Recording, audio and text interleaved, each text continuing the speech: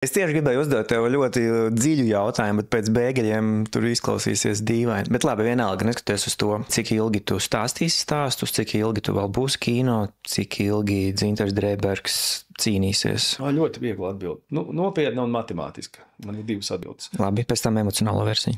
Emocionālā versija man liekas ļoti vienkārši. Ir plašplēsītā frāze par to, ka vai tu Latviju dzirdi. Ja tu Latviju dzirdi, ja tu jūti, kas tagad ir, tik tā var taisīt filmas, tik tā var taisīt mākslu. Ja tu jūti, kas ir tas, kas sāp šobrīd, kas sāpēs pēc brīža, tad to var darīt. Ja kā tikko es sapratīšu, ka es vairs nedzirdu, sāku kaut ko vienkārši darīt, jo tas laikam strādā, es to beidzu darīt. Es gribu uztaisīt kopā 4 filmas. Viena ir, tagad tik TTT, un vēl 2 filmas uztaisīt. Nākamais būs par Leģionu, par Kurzemes katlu, un es gribu uztaisīt Lāčplēsi. Un ja šīs 4 filmas būšu uztaisījis no visa spēka, netaupot sevi nemiekli, es būšu ļoti, ļoti priecīgs par to, ko es esmu, no mirkļa, kad stājos kino, kur es esmu nokļuvis un ko es cerams esmu atstājis pēc sevis.